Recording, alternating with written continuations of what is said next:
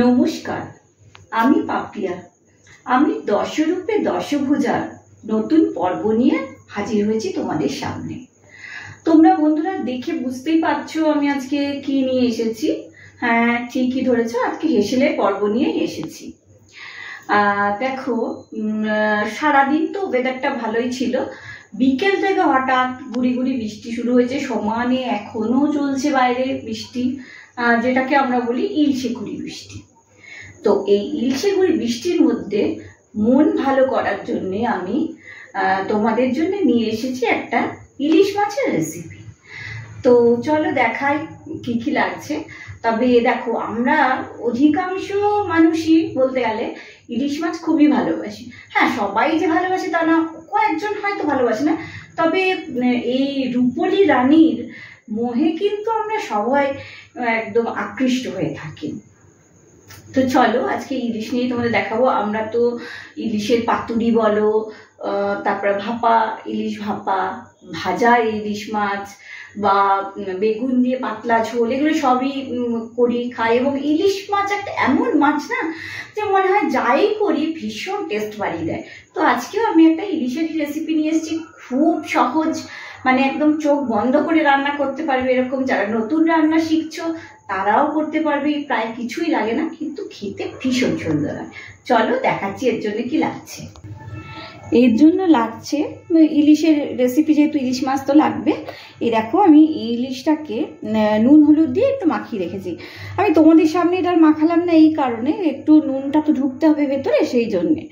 আচ্ছা, আর লাগছে আদা বাটা। এটাতে না একটু আদা বাটাটা বেশি লাগে। এটা আদা বাটা লাগছে, এখানে প্রায় 3 চামচের কাছাকাছি আদা বাটা রয়েছে। আর লাগছে কালো জিরে ফোড়নের জন্যে, 2টো কাঁচা লঙ্কা।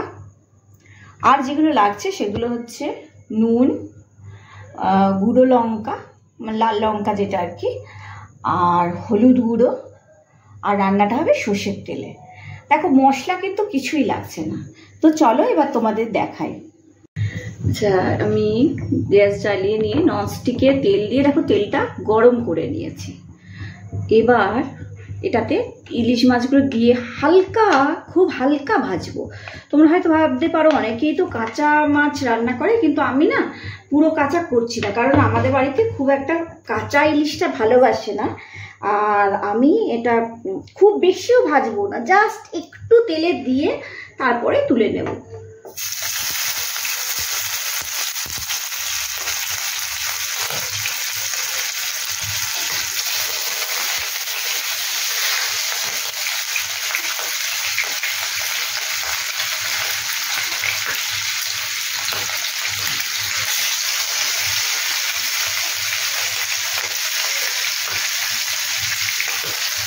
আমি যতই রান্না করি সেটার ভয়টা আর আমার যায় না, তো রেখেতে। আর নন স্টিকের তো একটা প্রবলেম, মাঝখানটাতে তেলটা থাকে না, সাইডেই দিতে হয়।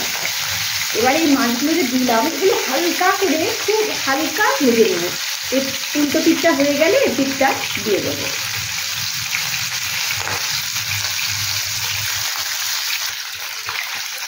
এই দেখো, একটু হলুদটা ভাজা হয়ে গেছে, ফ্লেমটা আমি কমিয়ে নিয়েছি, কারণ বেশি যেন ভাজা না হয়।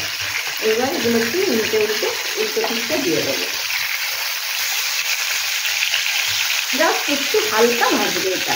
এবার যারা কাঁচা খেতে চাও তারা কাঁচাও করতে পারো। আসল কথা, একদম কাঁচাটা আমাদের বাড়িতে পছন্দ করে না, আমি নিজেও পছন্দ করি না, সেই জন্য। এবার দেখো, ইলিশ মাছ সত্যি কথাই ভালোবাসে সবাই, আমিও ভালোবাসি। তবে হ্যাঁ, ভালোবাসলেও আমি ঠিক সেরকমভাবে খাই না যে এবেলা ওবেলা, আমি ওইটা না, ভালো যে জিনিসটাকে বাসি আমি সেটা কম করে খাই। এটা উল্টো দিকটা একটু ভাজা হলে আমি এগুলো নামিয়ে দেবো। তবে রান্নাটা খুব, মানে একদম কম সময়ে রান্না, আর কম জিনিস লাগে, কোনো মানে খাটনি নেই। কিন্তু এই রান্নাটা এত কম মশলায় যে এত টেস্টি হয়, সেটার একটাই কারণ আইটেমটা যেহেতু ইলিশ দিয়ে, সেই জন্য।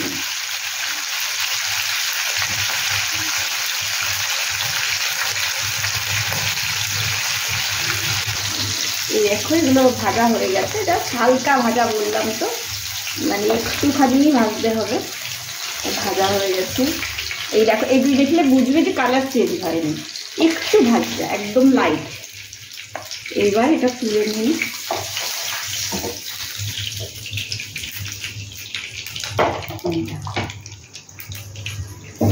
এবার এই যে বাটিটা, আমি একটা বাটি নিলাম, বাটির মধ্যে এই 3 চামচ আদা বাটা ছিল, এটা দিয়ে দিলাম। এবার এতে কিছুটা লাল লঙ্কার যে গুঁড়ো ছিল, সেটা কিছুটা লঙ্কা গুঁড়ো দিয়ে দিলাম। এটা খাটনিটা ভীষণ কম সত্যি, আর হয়তো ইলিশ মাছ বলেই এত কম মানে মশলাতে এত টেস্টি হয়। আচ্ছা, আর বলে রাখি, এই প্রিপারেশনটায় না হলুদটা একটু বেশি লাগে আর সর্ষের তেলটা একটু বেশি লাগে, আর তো কোনো কিছু নেই। এবার দেখো হলুদটা দিলাম, আর দেবো নুন।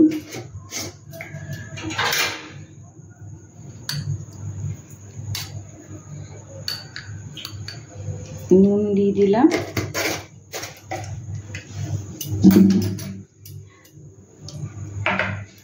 এবার জল দেব। এটা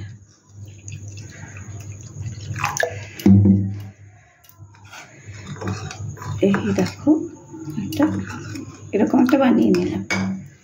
এবার এখানে যে তেলটা ছিল, তেল তো বেশ কিছুটা রয়েছে, তেলের মধ্যে প্রথমে কালো জিরেটা দিয়ে দেবো। তেলটা গরমই রয়েছে, প্রথমে কালো জিরেটা দিয়ে দেব। তারপরে এর মধ্যে যেটা গুলে নিলাম, ওই আদা বাটা, লঙ্কা গুঁড়ো, হলুদ, ওইটা ঢেলে দেবো। আর একটু জল লাগবে।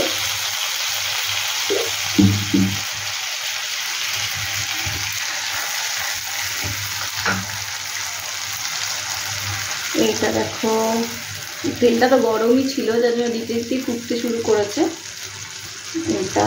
এবার এই মাছগুলো দিয়ে দেবো এর মধ্যে।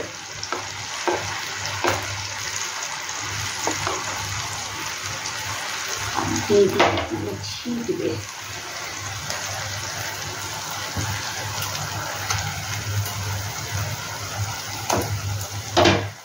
এবার একটু কমিয়ে দেব যাতে এটা ভালো করে ফুটতে থাকে। এই দিকটা হোক, তারপরে এদিকটা হবে। এবার আমি এটাকে ঢাকা দিয়ে দেবো, কারণ ঢাকা না দিলে ইলিশ মাছের যে ফ্লেভারটা সেটা বেরিয়ে যাবে।